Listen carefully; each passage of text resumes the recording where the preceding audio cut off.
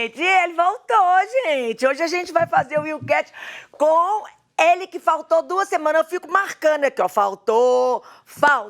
Padre Wellington Santos, alegria tê-lo de volta. Sua bênção. Deus abençoe, Moninha, alegria também. Senti falta, viu, nas 2 semanas, mas vocês ficaram muito bem acompanhados pelo Padre Samuel e Padre Felipe. Mas é uma alegria estar de volta. Com certeza ficamos muito bem acompanhados, eles são maravilhosos, mas você já sabe, né? Nós temos assim, né? Então já é nossa aqui. É verdade, é uma alegria mesmo a gente estar junto e partilhando sobre temas tão importantes para a nossa fé. É verdade. Padre Wellington, o que a gente vai falar hoje sobre sofrimento. E as pessoas perguntam, e eu imagino que o senhor também, tanto fazendo direção espiritual, quando confessando as pessoas, escutando o lamento de tanto sofrimento que tem vivido. E as pessoas perguntam, se Deus existe, por que a gente sofre, né? Exatamente, Moninha. Passando por estes momentos, né, de acompanhamento, direção espiritual, a gente viveu multidão de confissões aqui nas 10 paróquias da Forania, então foi muita gente que a gente escutou. Aí o sofrimento é presente na vida de cada ser humano. É até interessante a gente notar, né, que essa realidade do sofrimento, que às vezes a gente quer extirpar de qualquer forma na nossa vida, também tem uma força educativa, né? O sofrimento pode nos ajudar a ser pessoa melhor cada dia. Porque à medida que eu me deparo com o sofrimento na minha vida, eu vou ser mais sensível com a vida do outro, que também passa pelos sofrimentos, às vezes semelhante ao meu. Então, olha, o ajuste, pegando aí bem sobre o que é essa realidade de sofrimento na vida, porque a gente dimensiona demais o nosso sofrimento em detrimento do sofrimento do outro, nós podemos tirar deste, vamos falar assim, olha, deste mal um grande bem, um grande ensinamento para a nossa vida. Padre, estava no plano de Deus que o ser humano sofresse e morresse? Então, a resposta mais direta e objetiva possível é não. E olha, não estava no plano de Deus, né, que o ser humano tivesse o sofrimento, que passasse pela morte. Aí vale a gente trazer, né, lá a Gênesis, né, sobre os mitos das origens, sobre a queda original, quando o homem e a mulher perdem o paraíso. Então fala assim, olha, Deus criou o homem para viver nesse paraíso, né, no lugar mesmo do contentamento, o lugar da presença de Deus, do estar na presença de Deus. Aí a realidade do pecado nos tira, nos priva, né, deste paraíso. São João Crisóstomo, Moninha, vai dizer assim, olha, nós perdemos, né, ali a graça do paraíso, mas ganhamos o céu. Ao que o ganho é muito maior do que a perda. A gente perde o paraíso, mas ganha o céu, né, em Jesus Cristo. Né? Deus que no seu amor olha para a nossa humanidade e nos garante um paraíso, né, a vida eterna. Então é hora de se sentir e pensar assim, olha, Deus não quer que a gente sofra e morra, mas isso está aí dentro da realidade da nossa própria humanidade. O livre-arbítrio, né, que nos leva ao pecado, e o pecado vai trazendo sofrimento, vai trazendo a morte, né, vai fazendo essas experiências do sofrimento em nossa vida. Isso é muito lindo, né, padre? Porque essa semana agora que a gente está vivendo as dores de Nossa Senhora, e semana que vem começamos a Semana Santa, é tão lindo esse mistério de perdermos o paraíso, mas ganharmos o céu. Oh, Deus maravilhoso! Padre, qual o significado da doença no Antigo Testamento? Então, a doença no Antigo Testamento, Moninha, é até bom a gente compreender isso, porque todas as vezes a gente vai vendo algum relato nas leituras bíblicas que a gente escuta na missa. Então, a doença, ela tinha um sentido assim de maldição, como se fosse punição à pessoa pelos pecados que ela cometeu. Apesar de que lá já nos profetas já dá uma outra cena, aponta para uma outra realidade. Quando os profetas vão dizer que o ser humano, o sofrimento, né, as doenças, permite ali a pessoa expressar a solidariedade, o cuidado, a empatia com as pessoas. Então, em tese, assim, olha, no Antigo Testamento, a doença era consequência do pecado, era uma maldição, tanto que chegavam as pessoas com pessoas doentes, né, ali junto a Jesus, e ele dizia lá, olha, eu te perdoo os teus pecados. E ali acontecia essa cura. Então, é um significado, né, interessante a gente pensar como eles refletiam. dado algumas doenças, eles diziam até que os pecados eram muito maiores por causa da condição, o tamanho da maldição que a pessoa vivia na sua doença. Então era esse o sentido do Antigo Testamento. Padre Wilkett, ele vai falar da onipotência de Deus. O que significa isso? Isso é que Deus pode fazer tudo?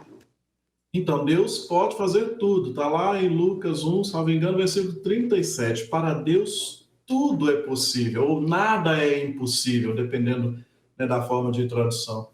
Então, quando a gente para pensar assim, olha, Deus realmente pode tudo. Mas olha o que Ele nos deu. Ele nos deu a liberdade. E a liberdade é um maior valor que Deus podia nos dar. O contrário seria se nós fôssemos todos regidos, por exemplo, a leis e regras que Deus se estabelecesse, no sentido de mostrar que a gente estaria enquadrado ou escravo dentro de uma realidade. Então Deus nos dá a liberdade. Essa liberdade que muitas vezes faz com que a gente fuja desse caminho de Deus. Mas Ele pode tudo, Ele é onipotente, pois para Deus nada é impossível, como está lá no Evangelho de São Lucas. A gente começou falando do livre-arbítrio, o senhor trouxe de novo o livre-arbítrio e chegou uma pergunta aqui que eu preciso de fazer, que é a mesma pergunta de sempre, porque essa é uma pergunta recorrente. Se Deus sabe tudo, se Deus pode tudo, por que Ele não evita o mal, gente? É interessante essa pergunta, porque, veja assim, olha, Deus nos dá a liberdade e a gente está escolhendo a todo tempo. Quando a gente escolhe de acordo com as nossas paixões ordenadas, que são as nossas virtudes, a gente vai fazer o bem, na minha vida, na vida das pessoas que estão junto de mim. Agora, quando eu paro para poder fazer as minhas escolhas, movidos por paixões desordenadas, que são os nossos vícios, os pecados, aí eu faço mal. Aí, Moni, a gente para perguntar assim, olha, então quem que faz o mal? Não é Deus, né? O Deus nos dá liberdade. Quem produz o mal é cada um nas suas escolhas, nas suas ações. Mas Deus nos deixou livres. Aí é essa a compreensão, né? Deus vai nos dando todas as oportunidades para a gente poder se sentir bem, para a gente encontrar sentido na vivência deste mundo, mesmo diante de tanto sofrimento. Que já vivemos na história, a gente está vivendo agora com essa guerra, né, como a gente vê na Rússia e Ucrânia, com, né, o flagelo de tantas vítimas inocentes, mesmo pensar, olha, a mortandade de todas as guerras. Isso tudo vai sendo assim, olha, escolhas de pessoas. Aí, o evitar o mal antes está em cada um, em cada pessoa. Deus não vai ferir o nosso livre-arbítrio, Ele não vai, nos deu a liberdade e a todo instante nos dá as provas para a gente buscar essa liberdade que nos orienta para Ele. Aí quando a gente vai viver uma liberdade sem regras, a gente acaba fazendo mal. Então aí a gente pensava assim, olha, vamos todos buscar viver um paraíso nesse tempo, fazendo escolhas que promovam o bem. Padre, o evangelho de ontem, bem como o evangelho de hoje, vai falar, o de ontem fala, se permanecer na minha palavra, conhecereis a verdade, ela vos libertará. E o de hoje, se permanecer na minha palavra, terá a vida eterna. Pergunto para o senhor, então, para eu poder ter esse direcionamento de caminhar no bem, as consequências das minhas escolhas em um ambiente saudável, é permanecendo na palavra do Senhor? Olha, a palavra de Deus, ela é um norte que nos é dado, que está aí, olha, é acessível às nossas mãos, aos nossos ouvidos, ao nosso coração, para que a gente saiba por qual caminho trilhar, quais passos nós precisamos dar. Aí o que está no Evangelho, interessantíssimo trazer, Moni, o de ontem e o de hoje, essa palavra, essa verdade, ela vai nos libertar. E essa mesma palavra há de nos dar a vida eterna, nos faz ser merecedores do céu. Estarmos diante de Deus justos, prontos, como aqueles, né, que a todo instante buscaram fazer o bem, guiados pelas suas virtudes. Então é entender essa dinâmica bonita, né, na nossa vida aí. A palavra de Deus é a força, é o norte, é a orientação para que a gente possa viver a liberdade e alcançar a vida eterna. Aí a intimidade com a palavra de Deus é importantíssima. A gente tem que viver dessa palavra.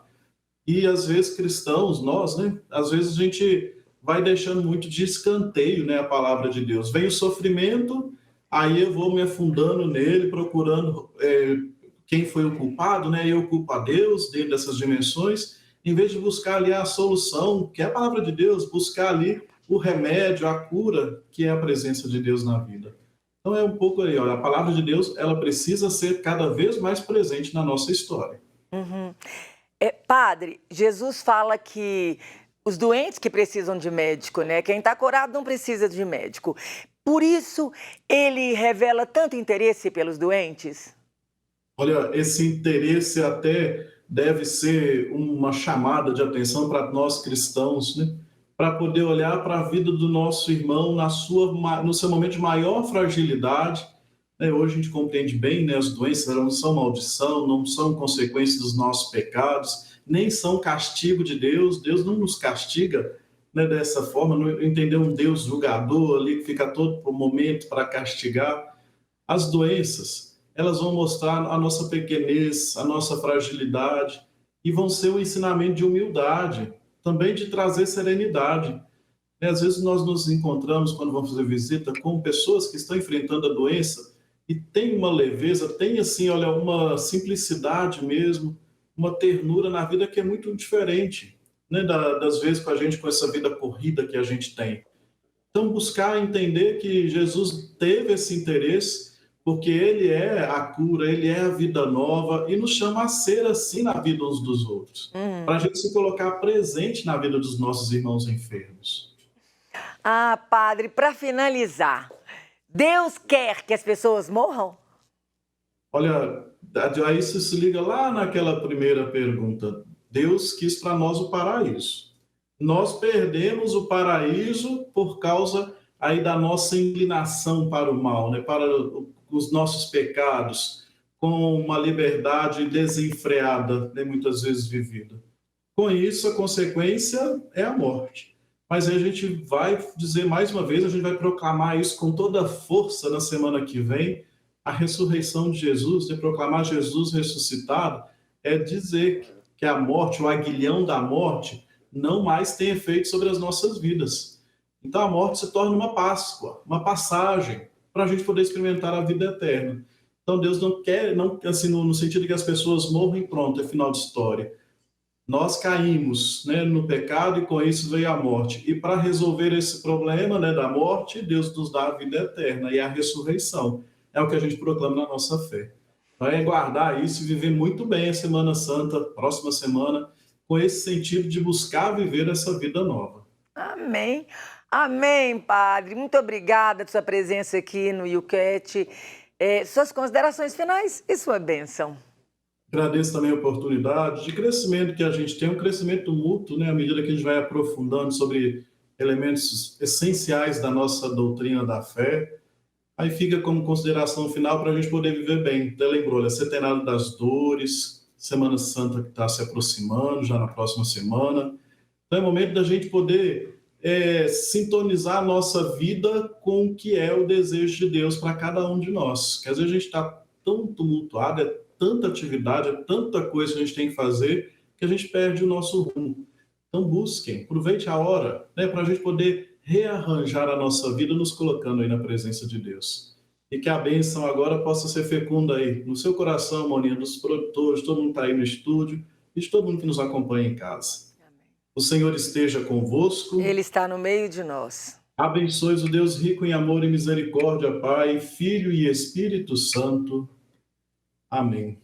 Um abraço grande, Moninha. Foi muito bom estar com vocês. Amém, padre. Uma alegria, viu? Deus abençoe até semana que vem, se Deus quiser.